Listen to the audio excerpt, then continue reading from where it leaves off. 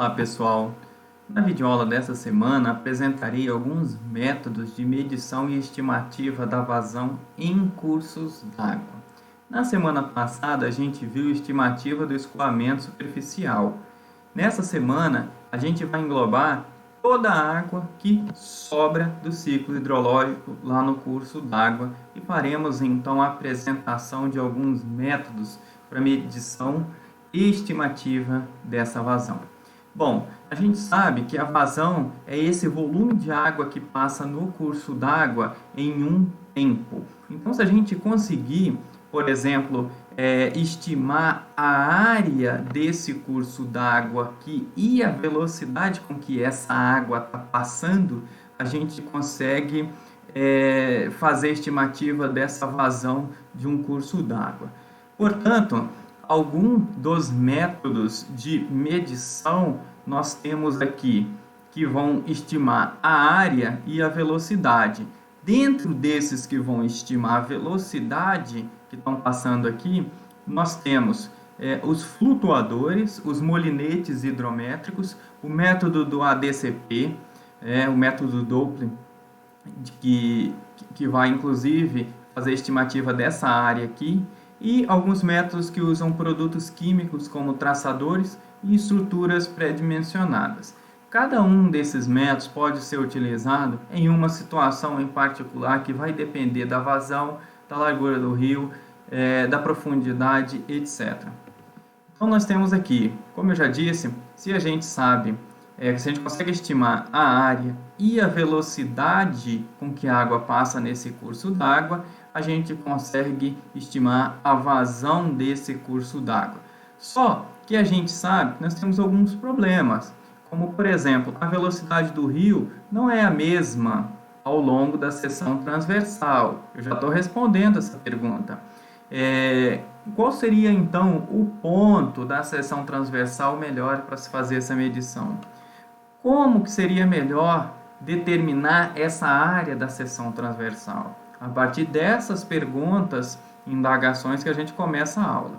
Então tá, a gente sabe, como eu já tinha comentado ali, que quanto mais próximo ao leito aqui do curso d'água e mais próximo de suas laterais, mas das beiras e do fundo, menor será a velocidade, porque apresenta-se rugosidade, e essa rugosidade, como um atrito, ela vai influenciar na velocidade do curso d'água. Então, as velocidades maiores estarão mais próximas do centro e da superfície, como apresenta-se nessa imagem aqui. Bem, por isso que a gente tem alguns métodos para poder se estimar essas médias de velocidade aqui. Então, como medir a velocidade? Nós temos o primeiro método aqui, o método flutuador. Vou apresentar bem rapidinho os métodos, que é só para dar uma noção para a gente resolver as atividades semanais. Então, o método do flutuador é o seguinte: eu meço uma distância, ponho uma corda aqui, outra corda lá no curso d'água, e a gente arremessa um objeto leve, fácil de ser visível, de preferência que não fique totalmente na superfície da água. Interessante, por exemplo, usar uma garrafinha PET, alguma coisa que seja retirada, lógico, no final, para não ir poluindo o curso d'água, e que fique introduzida parte dela na corrente. Para quê? Para não ter tanta influência do vento. Então, sabendo qual a velocidade que ela percorreu nesse trecho aqui, que nós temos uma distância por tempo, e depois a gente estimando a profundidade desse curso d'água e sabendo a área dele, a gente consegue ter aqui a vazão média estimada desse curso d'água. Então é interessante que escolha um trecho reto com no mínimo 15 centímetros de profundidade, que não seja uma área com águas paradas. Tá? Esse método flutuador é um método rápido, porém ele apresenta resultados bem incertos. Tá? Um outro método de medida da velocidade da água são os molinetes ou correntômetros. Esses molinetes eles são introduzidos na seção de um curso d'água em vários pontos, como apresenta o vídeo de uma aula anterior que eu deixo aqui na página da disciplina. Então, à medida que o fluxo de água passa e gira essa hélice, o número de voltas que ela vai dar ali vai determinar qual a velocidade da água que está passando ali, tá? Então, por exemplo, aqui uma pessoa entra no curso d'água, ou pode ser feito também em barcos, como eu vou apresentar depois, e vai introduzindo esse molinete aqui. A partir do número de rotações, a gente sabe a velocidade da água do curso d'água. Então, pode ser utilizado, por exemplo, em cima de pontes, quando o curso d'água é bem maior, sobre carrinhos, e utilizando também um peso para que se mantenha constante, tá? Pode ser utilizado também como forma de teleférico, tá? Para ficar mais fácil ser medido. Pode ser utilizado com barco fixo, o barco fica aqui parado enquanto se mede a velocidade da água que está passando aqui. Mas a gente vai ter que medir em vários pontos aqui na seção transversal do rio, que é o que eu apresentarei depois para vocês, né? Então, o problema está aqui, ó. Onde medir essa velocidade, se ela varia na horizontal e na vertical, como eu já tinha apresentado. O perfil maior de velocidade está nesse centro superior aqui do curso d'água. Quando a gente compara um corte da seção transversal desse curso d'água. Então, alguns métodos, como por exemplo o Serviço Geológico Americano, dizem o seguinte: a gente pode dividir em vários pontos e essa medição vai variar em função da profundidade do curso d'água.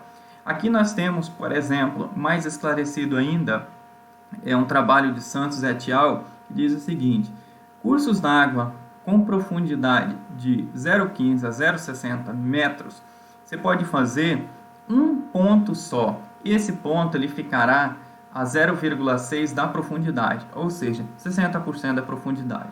De 60 centímetros a 1,20 m de profundidade, 2 pontos, então ficaria assim, ó, de 60 a 1,20 m de profundidade, seriam 2 pontos.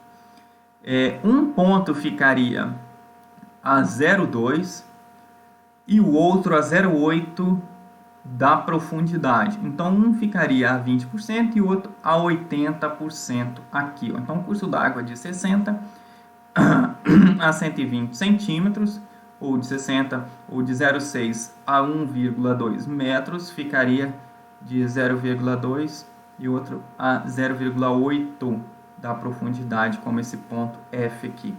Okay?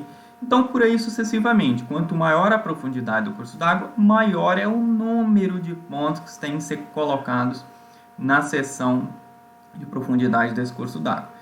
Quanto à largura do rio, se ele for menor do que 3 metros, a distância entre os pontos na vertical seria, entre as verticais, ou seja, assim, dividindo a seção vertical do curso d'água, seria 0,3.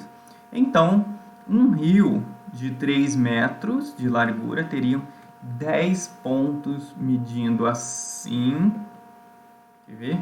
10 pontos medidos assim, a cada 0,3 metros entre as verticais. E teria, por exemplo, se até 60 centímetros de profundidade, um ponto na vertical.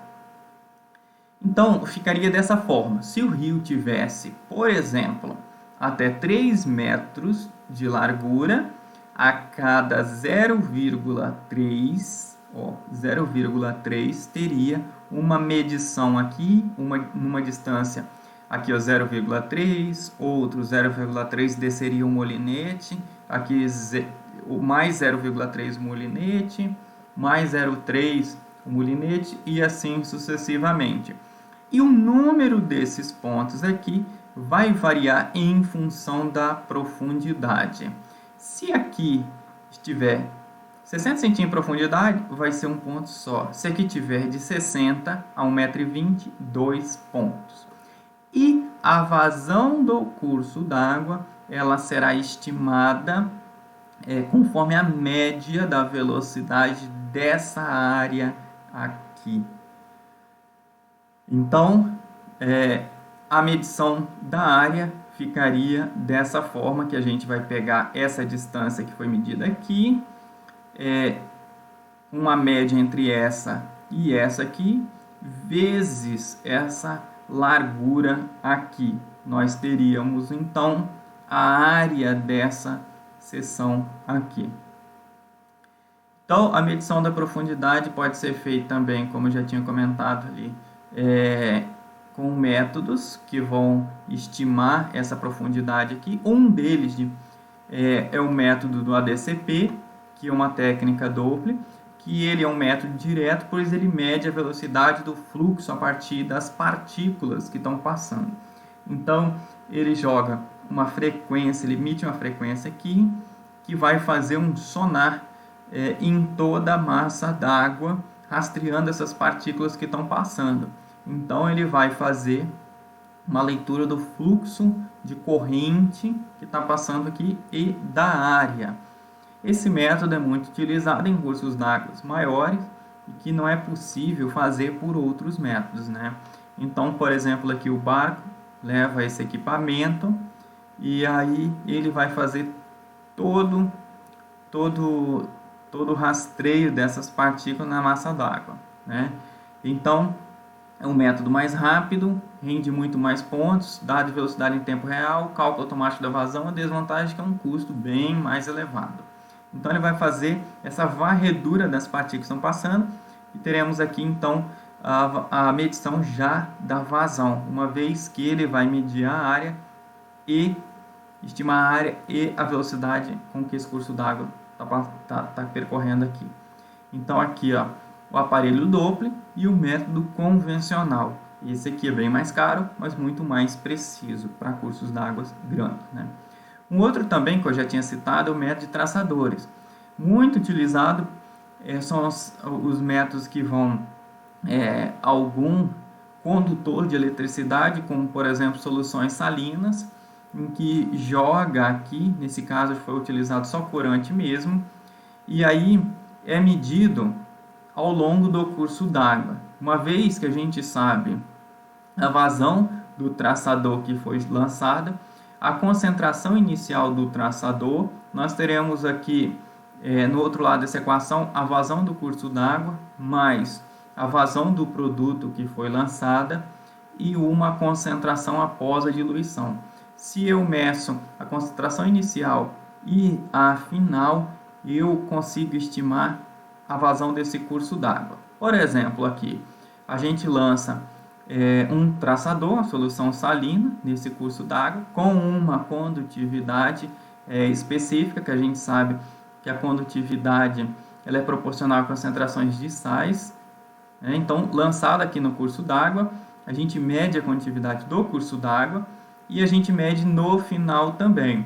Então, nós teremos um pico aqui com que essa água percorreu daqui a aqui em X minutos. Sabendo a seção aqui, nós conseguimos estimar a vazão desse curso d'água.